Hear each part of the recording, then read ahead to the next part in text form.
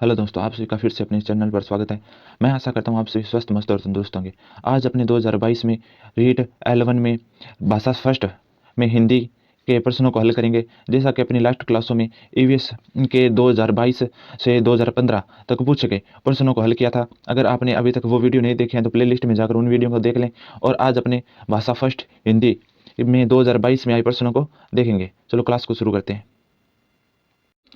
तो खंड खंड 2 भाषा फर्स्ट हिंदी, जिसके 30 प्रश्न हैं। तो पहला प्रश्न हो जाएगा, किंडरगार्टन शिक्षण विधि के संबंध में सत्य कथन है। तो इसने पूछा किंडरगार्टन शिक्षण विधि के संबंध में सत्य कथन कौन सा इनमें से। तो पहला है, यह एक मनोवैज्ञानिक प्रणाली है। दूसरा, यह उच्च प्राथमिक स्तर के विद्यालयों के लिए उपयोगी है। कुक्स महोदय ने इस विधि का निश्चित रूप प्रदान किया था। भाषा के व्याकरण एवं साहित्य की शिक्षा इस विधि से नहीं दी जा सकती। तो डी है, ये ऑप्शन सही हो जाएगा, क्योंकि उच्च स्तरीय शिक्षाओं में इस विधि का प्रयोग नहीं किया जा सकता तथा उच्च स्तर में अध्ययनरत बालकों को भाषा व व्याकरण की शिक्षा इस विधि द्वारा नहीं दी जा सकती। तो अपना नेक्स्ट क्वेश्चन होगा, बेसिक शिक्षा प्रणाली में भाषा की शिक्षा निम्न में से किस माध्यम से दी जा सकती है। तो बेसिक शिक्षा प्रणाली में भाषा की शिक्षा निम्न में से किस माध्यम से दी जा सकती है। तो ये दी जा सकती है सामाजिक पर्यावरण से। किससे? सामाजिक पर्यावरण से। नेक्स्ट क्वेश्चन हो जाएगा अपना, भाषा शिक्षण के संदर्भ में व्यक्तिगत अनुदेशन प्रणाली की क्या सीमा है। तो भाषा शिक्षण के संदर्भ में व्यक्तिगत अनुदेशन प्रणाली की क्या सीमा होगी। इसमें विद्यार्थियों को भाषा के तत्वों का ज्ञान प्रभावी रूप से करवाया जा सकता है। इसमें विद्यार्थियों को भाषाई कौशल में दक्ष किया जा सकता है। इसमें व्यक्तिगत शिक्षण पर अधिक बल दिया जा सकता है। और चौथा ऑप्शन है, यह शिक्षण प्रणाली अधिक विद्यार्थियों वाली बड़ी कक्षा में अध्यापक के लिए उपयोगी नहीं है। तो इसने सीमा पूछी तो ये होगी डी नंबर, क्योंकि अधिक कक्षा अगर कक्षा में अधिक छात्र होंगे तो ये उनके लिए क्या नहीं हो सकती, उपयोगी नहीं हो सकती, क्योंकि हर बालक को व्यक्तिगत रूप से इसके द्वारा नहीं समझाया जा सकता। तो अपना ऑप्शन नंबर डी सही हो जाएगा। नेक्स्ट क्वेश्चन, इसमें से कौन सा परिवीक्षित अध्ययन उपागम का सोपान नहीं है। तो ऑप्शन नंबर 1, अध्ययन कार्य का आवंटन, अध्ययन कार्य हेतु निर्देशन। ऑप्शन नंबर सी, विद्यार्थियों द्वारा स्वास्थ्य एवं शिक्षण द्वारा मार्गदर्शन। और ऑप्शन नंबर डी है कलात्मक प्रायोजन। तो ऑप्शन नंबर डी क्या हो जाएगा, कलात्मक प्रायोजन। तो ऑप्शन नंबर सही है डी, क्योंकि परिवीक्षित अध्ययन उपागम में क्या क्या सम्मिलित होता है। अध्ययन कार्य का आवंटन होता है, अध्ययन हेतु क्या होते हैं, निर्देश होते हैं, विद्यार्थियों द्वारा स्वास्थ्य एवं शिक्षण द्वारा मार्गदर्शन होता है। तो क्या नहीं होता, कलात्मक प्रयोजन नहीं होता। नेक्स्ट क्वेश्चन हो जाएगा अपना, सर्वप्रथम सरल एवं सामान्य आकृति के वर्णों को लिखवाना प्रारंभ करें। उल्लेखनीय बात किस स्तर के विद्यार्थियों हेतु कही गई है। तो यह प्राथमिक स्तर के विद्यार्थियों के लिए की गई है। किसके लिए? प्राथमिक स्तर के विद्यार्थियों के लिए। ऑप्शन नंबर 1 सही हो जाएगा। भाषा कौशल में से अभिव्यक्त कौशल है। नेक्स्ट क्वेश्चन क्या था अपना, भाषा कौशल में से अभिव्यक्त कौशल है कौन सा। सुनना और बोलना सही है, लिखना और पढ़ना और बोलना और लिखना। तो भाषा कौशल में अभिव्यक्त इसके द्वारा अभिव्यक्ति करते हैं अपने, तो बोलना और लिखना। सी नंबर सही हो जाएगा। नेक्स्ट क्वेश्चन, अनुलेखन किस भाषा कौशल से संबंधित है। तो इसने पूछा अनुलेखन किस भाषा कौशल से संबंधित है, जो अपने हो जाएगा सी नंबर, लेखन से संबंधित है। अनुलेखन किससे है, लेखन से संबंधित है। नेक्स्ट क्वेश्चन, लिग्वेफोन्स रिकॉर्ड्स प्लेयर किस प्रकार की अधिगम सामग्री है। तो यह क्या है, सव्य सामग्री है। क्या है, सव्य, जिससे सुनकर अपने सीखते हैं, वह सव्य शिक्षण सहायक सामग्री है। नेक्स्ट क्वेश्चन हो जाएगा अपना, भाषा प्रयोगशाला के अनुभाग में सम्मिलित नहीं है। भाषा प्रयोगशाला के अनुभाग में सम्मिलित नहीं है। ऑप्शन नंबर 1 परामर्श कक्ष, 2 श्रवण कक्ष, 3 नियंत्रण कक्ष। ऑप्शन नंबर डी है विश्राम कक्ष। तो इसमें क्या सम्मिलित नहीं है, विश्राम कक्ष है, ये सम्मिलित नहीं है। अपना नेक्स्ट क्वेश्चन हो जाएगा, सहस्वरवाचन का गुण है। सहस्वरवाचक का क्या गुण है, अस्पष्ट उच्चारण। ऑप्शन नंबर बी शिप्रिता। ऑप्शन नंबर सी उचित ध्वनि निर्गम। ऑप्शन नंबर डी अस्वाभाविकता। तो इसका गुण पूछा है तो गुण होगा उचित ध्वनि निर्गम। क्या होगा, उचित ध्वनि निर्गम। तो नेक्स्ट क्वेश्चन, मौखिक मूल्यांकन के संबंध में उपयुक्त कथन है। तो इसने पूछा मौखिक मूल्यांकन के संबंध में उपयुक्त कथन कौन सा है। मौखिक मूल्यांकन में दीर्घ उत्तरीय प्रश्न पूछे जाते हैं। ये तो लिखित मूल्यांकन में आ गया। मौखिक मूल्यांकन करता निष्ठावान, सहनशील और विषय विशेषज्ञ होना चाहिए। ये अपना बी नंबर सही हो जाएगा। नेक्स्ट क्वेश्चन, मूल्यांकन उद्देश्यों की प्राप्ति की सीमा का निर्णय करने की प्रक्रिया है और मूल्यांकन की यह परिभाषा किसने दी। मूल्यांकन की उद्देश्यों की प्राप्ति करने की सीमा का निर्णय करने की प्रक्रिया है, मूल्यांकन की यह परिभाषा किसने दी। तो यह परिभाषा माइकलिस ने दी थी। किसने, माइकलिस ने दी थी। अपना नेक्स्ट क्वेश्चन हो जाएगा, विद्यार्थियों की सीखने संबंधी कठिनाइयों को दूर करते हुए करवाई जाने वाली शिक्षण उपागम कहलाते हैं। यानी विद्यार्थियों की जो भी समस्याएं हैं और कठिनाइयां उनको दूर करने की शिक्षण विधि यानी शिक्षण उपागम क्या कहलाता है, उपचारात्मक शिक्षण क्या कहलाएगा, उपचारात्मक शिक्षण। नेक्स्ट क्वेश्चन, सतत एवं व्यापक मूल्यांकन का दोष है। इसने पूछा है सतत और व्यापक मूल्यांकन का क्या दोष होगा। इसमें विद्यार्थियों को निरंतर मूल्यांकन होता रहता है। सही बात है, ये तो दोष तो नहीं है, ये गुण हो जाएगा। विद्यार्थियों को अपनी कमियों का निरंतर ज्ञान होना चाहिए, ये गुण है।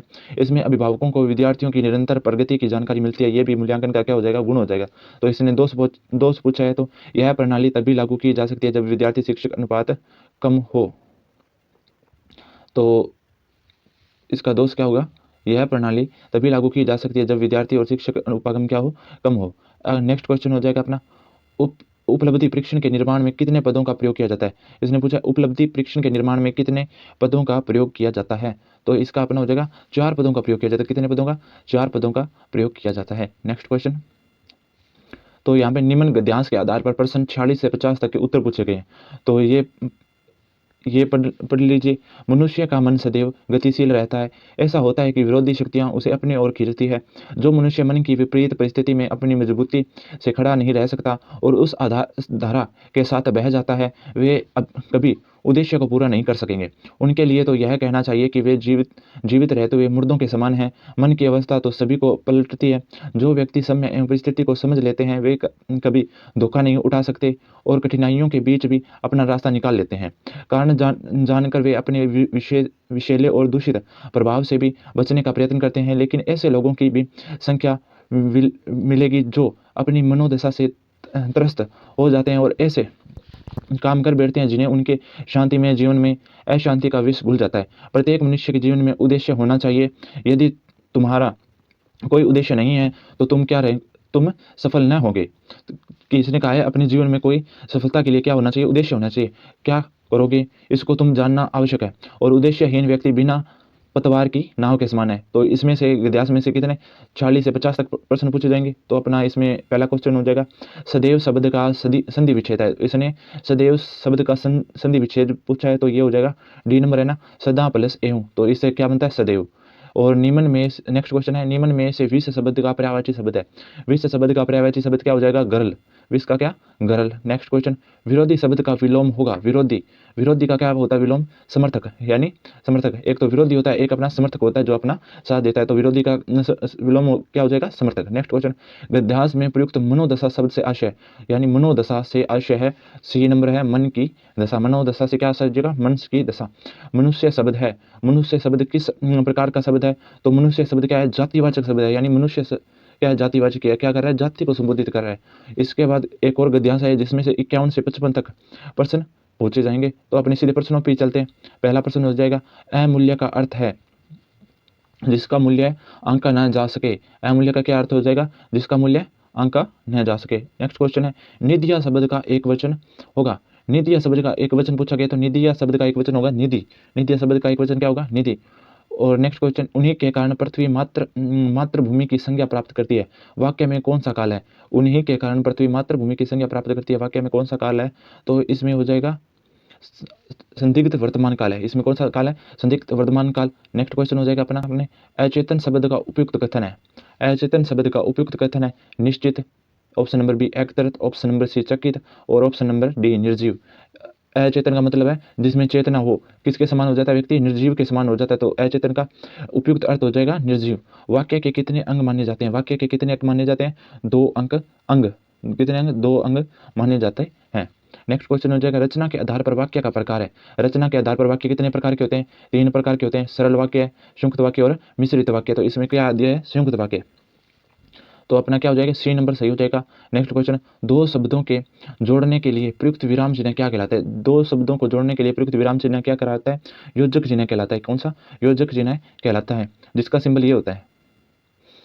नेक्स्ट क्वेश्चन हो गया, ढाक के 3 पात लोकोक्ति का सही अर्थ है। यानी ढाक के 3 पात लोकोक्ति का सही अर्थ क्या हो जाएगा, सबसे अलग विचार रखना नहीं, समय अनुसार कार्य करना नहीं, सदा एक सी स्थिति बनी रहना। तो ढाक के 3 पात की लोकोक्ति का सही अर्थ है सदा एक सी स्थिति बनी रहना। ऑप्शन नंबर सी सही हो जाएगा। नेक्स्ट क्वेश्चन, बहुत लज्जित होना।